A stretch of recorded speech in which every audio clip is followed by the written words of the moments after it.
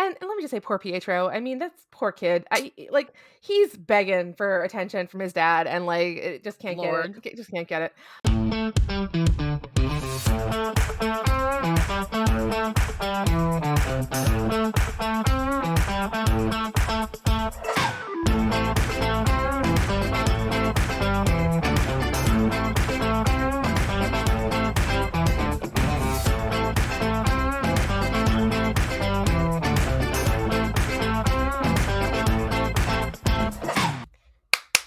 My boyfriend's back and he's gonna get... I already screwed up the words. I'm not... Use it. I screwed it up, but let's use it. Hey guys, welcome to Simply Amazing. You know why we're gonna use it? Because everything you do is amazing, even when you screw it up. I'm Lisa, aka the OG Nocturne here. Super excited because someone that we love is back and we can't wait to talk about him. But before we get into it, I'm going to throw it on over to my co-host, the fabulous, lovely, absolutely fantastic... What's up, guys? It is Lauren, your friendly neighborhood bye, and I am really excited to talk about this issue as well because I know for a lot of people, Trial of Magneto, people are like, this isn't really hitting, and a lot of us might have dropped it or whatever. I'm going to say this right now. If you could care less about this event, you need to read issue 5 because this is going to have effects on everything with the X-Men and Krakoan. You need to read this issue. So if you haven't, stop now. Go read it because we're going to spoil away and we're going to talk about all the ramifications this issue is going to have on everybody. It's unbelievable. This issue has... there are certain things... I'm not even gonna mince words. Let's just say it right here. Thunderbird's back. We're gonna get into it in detail, but certain things I know I've said several times in social media. I don't know how much if I said it in this podcast. I've definitely said it in my other podcast. Thunderbird has not come back. Where's Thunderbird? Why have they not brought Thunderbird back? And there's always been some kind of, oh well this, oh well that. Well, he's back, bitches. He's finally back, and there's gonna be so much to be dealt with. We'll get into it in a second. I know we have a whole plan for this episode, but I am just so excited about this because this is the most important resurrection to happen, and I'm so excited.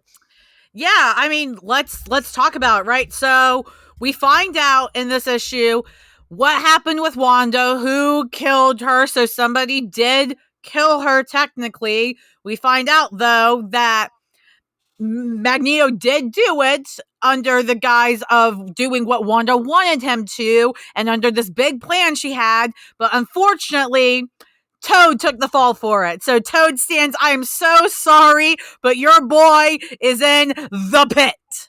This was a whole who shot Mr. Burns thing. It really was. It went all around the gamut of who did what's it, who did what's it, and then it was Toad in the pit with Sabretooth, and who else is down there now? An orphan and Peter down there. I mean, yes, the pit is filling up. I wonder if the pit expands. Yeah, I'm just saying it's filling up.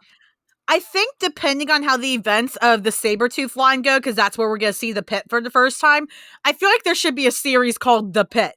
I'm here for it. Imagine. Hand it over. I want a series called The Pit. You know what the series called The Pit would be? It would be, remember in Goodfellas, just that whole scene where they're in jail and they're just making amazing dinners for themselves in jail? That would be The Pit. It's just Sabretooth and Nanny and Orphan Maker and Toad sitting around watching old DVDs of The Office and making dinner and just chatting and being who left the empty milk carton in the fridge? Didn't we agree that empty milk cartons go in the trash because then we know to order more milk from up there, otherwise we can't get the order in on time and we don't have milk. And then Sabretooth's like, Nanny, you've told me this 500 fucking times. If I didn't get it the first time, I'm not going to get it the last time. Enough. It's just, The Pit. I agree. The Pit. Marvel, talk to us. We're going to write The Pit. I mean, I'm telling you could make a reality show out of it too. It'd be hysterical. But yeah, so now that Toad is in the pit, Wanda feels bad about it and she wants to try and get him out because she's like, he didn't deserve it. And why didn't he deserve it? Because he didn't do the crime. And Magneto also feels guilty. And they devote a whole page or two to him feeling guilty, and that is so important. If you throw him in the pit, you must have quit. Yeah, exactly. pull a little Johnny Cochran out there. But that was not great. Anyway, it's there. Yeah, she's very adamant about wanting to get him out because she knows he didn't kill her, because she knows exactly who killed her, because she masterminded the whole plan herself. Yeah, well, and the important thing is that Magneto feels so guilty, and they devote so much time to, in terms of panels, to show he feels so bad about this whole thing, because Marvel has just solicited today. So if you don't like solicit, skip ahead like 30 seconds from now in this. But they just solicited that Magneto is going to leave Krakoa, supposedly starting in March, with Immortal X-Men. And this makes perfect sense. If he's already having trouble with coming to terms with doing these things he doesn't believe he should be doing, but he was like, I guess I need to, and he tried to justify it, but so basically, Magneto has the moral conscience that Professor Gaslighter will never have.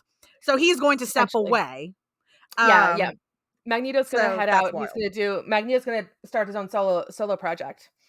I So wonder if he's gonna end up like going in the pit and being like, all right, Wanda, I'm gonna go get back Toad and the rest of them. You're right, this was unjust. Like, how wild would that right? be if he Could you becomes the big imagine? hero? Absolutely wild. I'm curious as to what Immortal X-Men is going to be, because technically everyone's immortal, right? And just going into now, these Elysian fields they've created, or the Eldritch Orchard now, right? And like kind of the idea that they can uh, resurrect any mutant in time. Does that mean they can go back in time and just like resurrect just like any mutant? I mean, can they go back to caveman times and find a caveman mutant and bring him back? Well, let's talk about that. That's a good question, because for those you that have not read the issue, so once we find out the whole Toad gets thrown in the pit, Magneto feels bad, Wanda wants to try to fix this, but she has to, it's going to take time, and we see the flashbacks of how this whole thing evolved in the first place. We find out that the reason Wanda had Magneto get her killed and then put into resurrection protocols because Wanda was resurrected in a loophole, even though she's not a mutant. So that's interesting. But she was resurrected. She did actually die. We find out that she did all this because she wanted to use her powers and her abilities to be able to extend the resurrection protocol. So now, not only do you not need the crucible to be able to die and get your powers back and such, you can just get in the resurrection queue, apparently. Line up and get your powers back, ladies and gents. Oh, I'm sorry, your kid was lost in time or something? Your kid's in the resurrection protocol now, just like, Northstar and his boy got. Like, they're getting them back. And now, like you said, Lisa, we got Thunderbird back after all these decades, longer than Destiny. Okay. So I granted, I mean, I haven't looked at all the social media yet, but like social media has to go fucking crazy for this, because this is like the most important resurrection. And for those of you out there who have not read Giant Size X-Men, well, first of all, you should tune in next week, because we gonna be releasing an episode about Giant Size X-Men. Sadly, we don't talk much about Thunderbird in it. We do touch on him, but it's mostly about Kurt. But I just want to mention that like this was such a transformative death. It was so important. It was the very first death that really the X-Men had to face together as a team. I mean, like Morph kind of died before that, but like no one really cared about Morph. No offense to Morph fans. I'm a Morph fan. Don't get me wrong. No offense to Morph fans, right? Morph fans rise up. But it wasn't the same. So like John went to battle with the X-Men as a team, and then he died in that battle on Krakoa when they were fighting Krakoa. And and that changed. That was meant to be a sacrifice to change the team and to like bring them together, and to give them a reason to fight together, and a reason to go on together, and to bring him back now. I'm so curious. And so, the first person he sees are Storm and Banshee, which are, and that's the other thing. Like, John wasn't close to really any of them, because, I mean, none of them were close to any of them at that time. They weren't friends with any of them, because they all had just met each other. And if you've read Giant Size X-Men, they all kind of hated each other, literally. Like, Sunfire spends the like half the issue saying, I hate you all, I'm leaving. Then he leaves. Then he comes back and is like, I hate you all still, but I guess I'll help. It's they all hate each other for the entire issue. but they work together. But so like it's not like John was particularly close to anybody, but um it's the one other fascinating thing I find too is okay, so I've watched a lot of shows where like people come back from the dead, and I always find those shows kind of fascinating. And in the MCU, we had that happen, right? Where a bunch of people, so many people came back from the snap, and a big issue that we saw a lot, like one of the things that we saw, especially in Spider-Man, not the new one, right? Spider-Man Far From Home, was when they came back from the snap, like Peter and the other guys that came back were like 5 years younger than everybody else. And it was that weird like thing. And I wonder if that's going to be another, is that's going to be a thing, because John's come back and his brother is probably going to be older than him. His baby brother, who is going to be older than him. And so he's coming back to this world where, this team that he had worked with very briefly that he died for, is now like 10 years older than him and has all this experience. His brother has come and has joined that team and has been working with them for all that time. I am just like, I just really hope they deal with it. I want them to do stuff with it. I hope it's not just like, here's Thunderbird, guys, yay, he's back.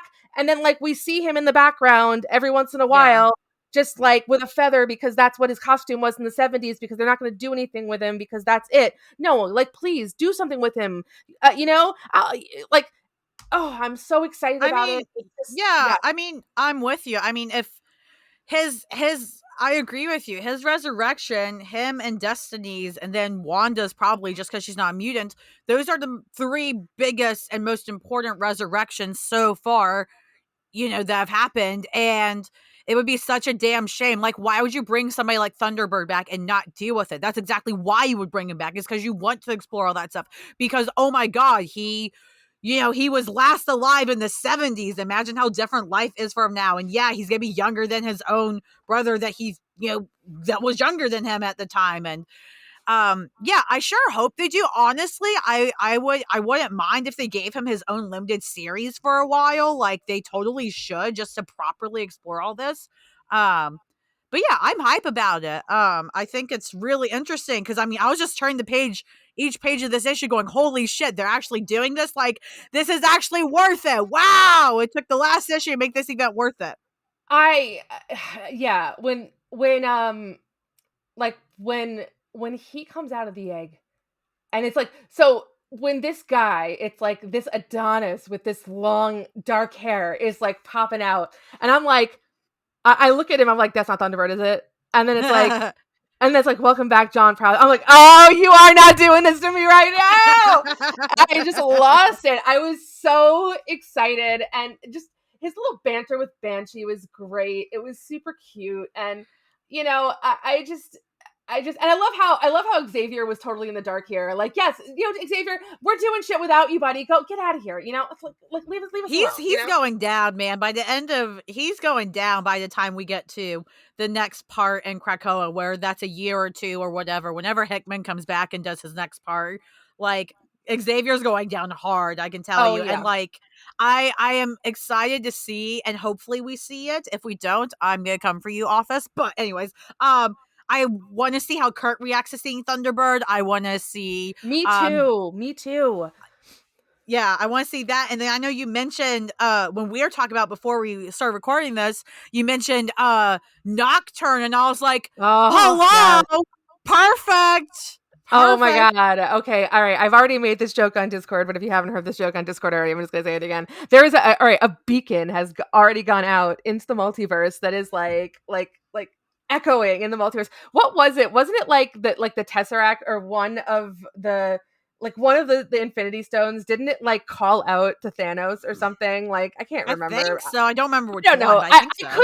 I totally could be confusing this with some other piece of sci-fi that's doing the exact same thing. But like, it's like something where it's like that thing that like you open it up and it like calls out to it, and it's like that is what's happening right now. And right now in Agrabah, in some weird like other alternate reality, like Nocturne is awoken, and she's like, "I'm coming, John. I'm on my way." She's like, I'm coming. That girl, there is not a proud star that girl has seen that she does not want. So she's on her way.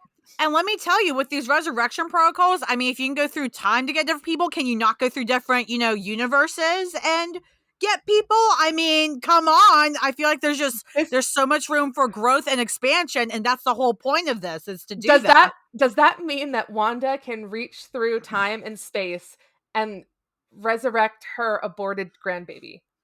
Oh, wow. That's a big one. I would hold on to that because I feel like they could start exploring stuff like that, because they, not only do they do this to set Magneto's arc coming up, not only do they do this to expand the resurrection protocols and bring John back, but they also do this because they decided they are finally going to let Wanda be redeemed. They Yeah, finally said, finally. you know what?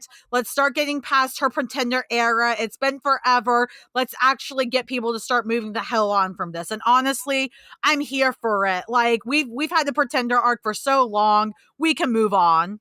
we can It's get her a character again, it's you or know try to what? get her a character at all. It's this is kind of a it's really kind of incredible bookends here, because when you think about it, um Thunderbird's death was one of the very first, if not like the first real tragedies of X-Men. You know, like Yeah. Yeah. before Giant Size X-Men, it was really more of a kind of like, just kind of like it didn't have that kind of depth. That was really the very Yeah. first real tragedy of X-Men. And then, and then the greatest tragedy of X-Men was Decimation by far, right? I would say that Yeah. would be the greatest tragedy of X-Men. And then in one fell swoop, you have the Scarlet Witch coming in and undoing both. And that's pretty, like, I kind of find that it's a kind of a cool bookend to those two kind of eras, I guess.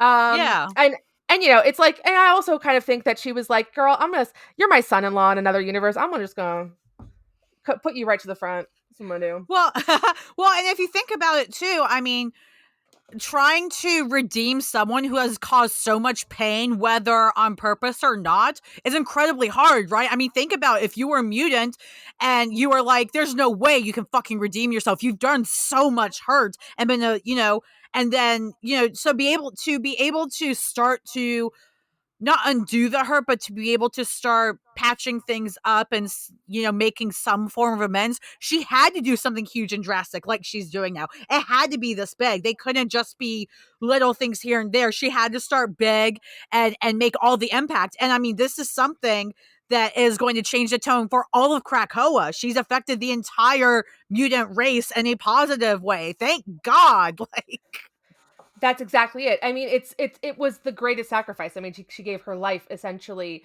for. I mean, she's the mother of mutants now. I will say, it'll come for me, yeah. everybody.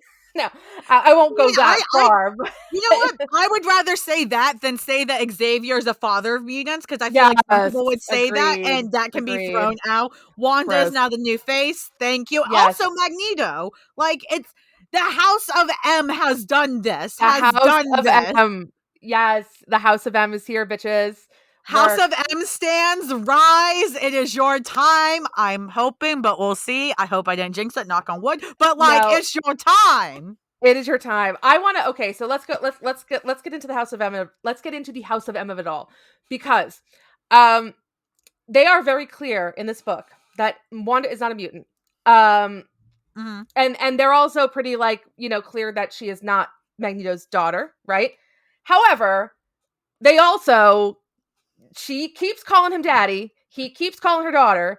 Lorna keeps calling her sister, right? I was gonna say, I don't know about the whole, because yeah, technically biologically they're still saying that's not his kid, but they take up like 2 or 3 whole panels in this issue of Lorna saying, "Aren't you my sister?" And one is like, "Yeah," and she's like, Yeah. "Absolutely." So I think they're basically doing the most they can to say that they're all a family related again, just without the biology part, which I think is obnoxious. Like, just let it be biological, but at the same time, found family is so important too. So if this Family is is the only way family. we can get it canon, I'm not complaining. Like, good, they're all family. That's his kid. Who cares?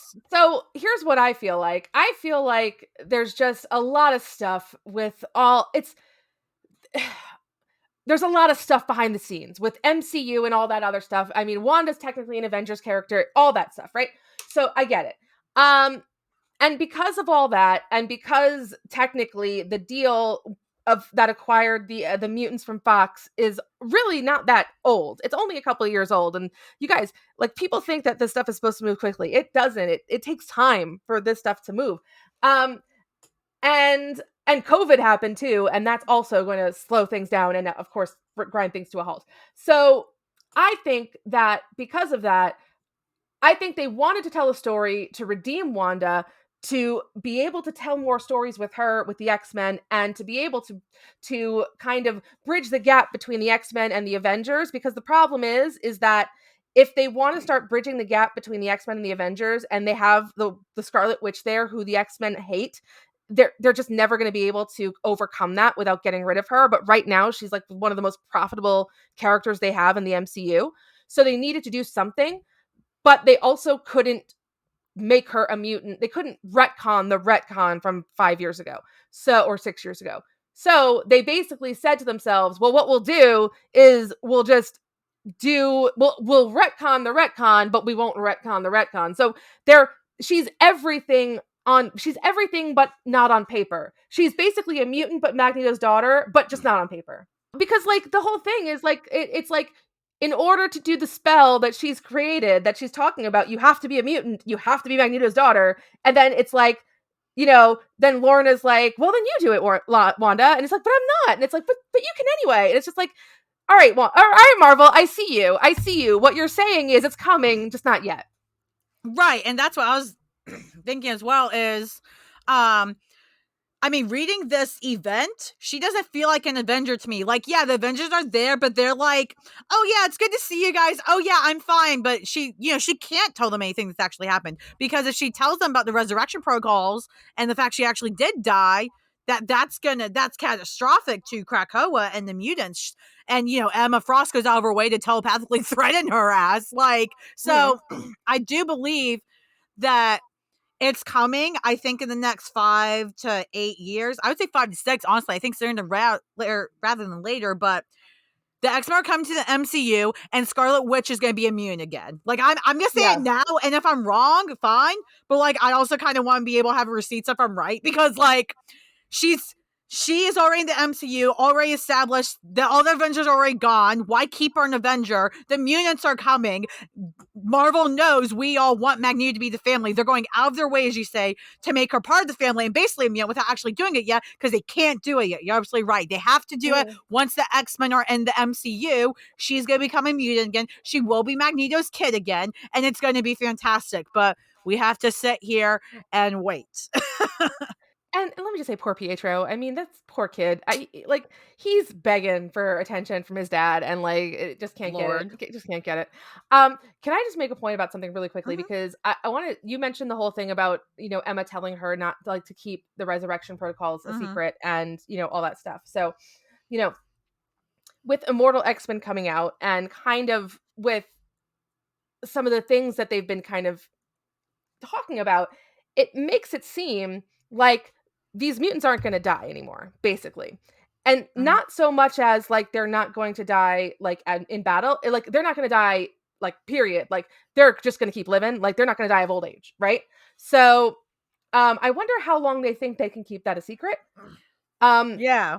Like, you know what I mean? Because like, so for example, I'm really big into, I love New Orleans. It's one of my favorite cities in the world, and I'm big into the lore there. And Marie Laveau, if I don't know if you're familiar, Lauren, or if anyone who's listening is familiar with who Marie Laveau is, but Marie Laveau was a very famous.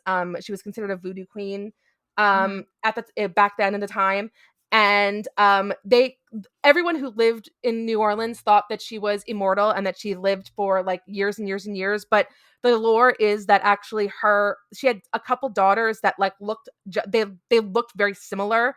And she also was an African American woman, and was was all the white people who thought she was living very long, so they were just stupid and didn't realize that it was wasn't the same person. So but the thing is that's one woman in one city, and that happened 100 years ago, and I know about it up in New York. That's what I'm saying. How is this whole island of mutants going to just stay alive forever, and no one's going to realize and be like, hey, what's going on over there, guys? Yeah, and that's a very interesting question. I agree. I would like to see that answered with not even how long do they think they keep a secret, but just how long can they keep doing this without problems happening. Yeah. But the thing though is that they can keep this a secret for a long time because it takes a long time to age normally as humans, right? It takes, people aren't going to notice for at least 10 years that they haven't aged or not. They're just not going to notice. And then, what if the mutants just say some shit like, oh, we just have better like skincare. Humans will eat that shit up. Like Emma Frost will throw that around. That'll get them another 20 years of getting away with it. So I guess I'm not really concerned about like how long they can keep a secret from humans necessarily. I guess maybe with other superheroes, it'll be harder to keep from. So that one I could see more of like somebody getting, like even like the Fantastic Four, like Reed Richards being like, well, what the fuck? Why these guys don't look like the age anymore? He starts doing experiments in his lab and starts getting onto something. But I don't think the average people are anything to worry about. All right, so I got a question for you. Which I'm gonna put this out to everybody who's listening. Tweet us and let us know who on the quiet council is most likely to get drunk and tell a human about the resurrection protocols. Kurt's one of them. Oh, see, I think He Kurt wouldn't. would. No, he would by accident though. Like he wouldn't do it because he'd be stupid. He would like meet some cute girl and then he'd be interested in her and she'd be like, "Oh, but hey, like you guys don't age. What's up with that?" And because he's thinking with his dick and he's trying to be all cute and flirty, his filter won't be on because he's drunk too. And he'd just be like, "Oh yeah, well, I just got resurrected like 2 months ago and my tail still works. Look at that." And then 3 days later, he's getting asked by Scott, Kurt, did you say something to like some girl? Like, buddy. Oh, jeez. I mean, I want to argue with that, but it tracks. Ugh, that tracks. But in terms of who else, in terms of I getting drunk and running their mouth, see. I have a theory. I'd say Sinister, and it's like I could. Here's my theory. My theory is like Sinister goes to like some like annual conference of like crazy guys who do evil things and like meets up with Doom, and Doom's like, yeah, you know what I have laser that makes evil things. And then Sinister's like, oh yeah, I can resurrect people. What? And that's like they're like, guys, dude, literally, we told you not to say anything. And he's like, whatever, I've been resurrecting people since before you guys were born. Who cares? yeah, I mean, he could. I mean, he really would have to. He really would have to not fear retaliation or consequences. Not necessarily because like he's scared of anybody else. He's sinister. He doesn't give a shit. But I don't think he would willingly do because even at the Hellfire Gala, he was very conscious of everything he was doing and getting chased by Nanny and shit. So if he did that, he would really have to not give a shit. So he would only do it. He would only do it to one up someone else to make himself look better.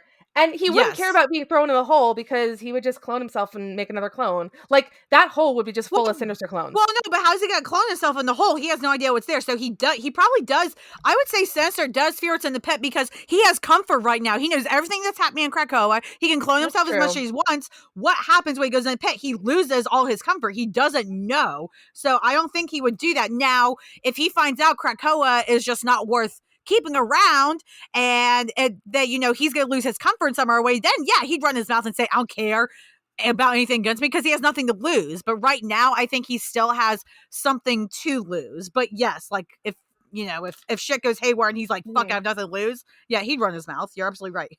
Oh yeah. I just don't trust him for a second, but oh yeah, no, he always puts himself first is the thing you have to remember, though. It's all about him and absolutely no one else. Not even if somebody tries to one-up him. If he can one-up them and it benefit them, then he'll do it. But if it could cost him, he's not going to do it. Oh, yeah. Unless he's just that upset. But yeah, I mean, overall with this event, I think we need this. I understand why we had this event happen with this last issue, but the rest of the issues, like, there could have been 3 issues and this could have been done. Like, why were there 5 issues? I'm very interested to see what Leo Williams' original vision for this was. Yeah. Because I feel like the things that we feel like are superfluous, there's a reason we feel like they're superfluous. Do you know what I mean? Yeah. But like, all in all, it did feel like we kind of took a bit of a long road to get to where we needed to get. I'm very happy though with where we got. I feel like we still have ways to go. I I would have liked to have seen more of Pietro. I feel like he just disappeared. And Yeah. that is one disappointment I will say, because, one thing I've always appreciated about Pietro is, and this is one thing I feel like is a big failing of the MCU in general, is like they never should have killed him off, because I always found the Maximoff twins to be um important together. Yeah. Um and not like that ultimate people, ew. Um but Oh like, God, yeah, please I know, no. please. But so, and so he's always been so fiercely protective of her. And so, and we saw that in the beginning of the series when he comes and he's so upset that she's dead, and like, and then he just disappears. We don't see him anymore. Um, so I wish we had seen more of that, or more of him. But there's only so much you can fit into these issues, and there's just there was a lot happening in this book, so fair enough. But it does look like we're going to be getting a Scarlet Witch book, so I'm in. I'm down. Yeah, I mean, and at this point, people are like, I don't care about her, or she's everywhere because MCU. Well, they're making a point for her now with this issue, I'll say, in terms of giving her redemption arc, and hopefully now, again, we're gonna actually get a character for her. Like, what a concept! Like, it's been all this time. So yeah, I'm Mm-hmm. here for it, and I'm Yeah. pretty happy with where we got, because, yeah, originally I was like, I don't know if this last issue will be worth it. Again, guys, if you didn't read this event, at least just read the last issue. I swear, is absolutely necessary for every reason we've talked about here and more. Listen, it's worth it just to see Thunderbird come out of that egg. Oh, girl. Oh, girl. I've heard. I mean, here's the thing. There's rumors that Leah Williams might be writing this Scarlet Witch book, which that means I'm even more, which that makes me Mm. excited. And Leah, please. I mean, listen. You know who'd be great in that Scarlet Witch book? Nightcrawler. Be a great addition. I think actually, instead of Kurt, since he's in Legion of X, and I'm okay with that for now. Eventually, I want him to, and Scarlet Witch, obviously, like to hang out and all that. But I think she should just bring Nocturne in there, a parent daughter, a mother daughter book Oh with yeah, Scarlet no, Witch and Nocturne. totally fine. I'm in. I So, think that's it. And then Wanda can bring Nocturne to see Kurt again, her father. See, it I love writes it. itself. I love it. I love Marvel, it. we're open. Just hit us up. Come DM us. Whatever works Please. for you. Please, our DMs are open. They're very open, for, especially for you, Marvel. Especially for you. Oh my All right. gosh.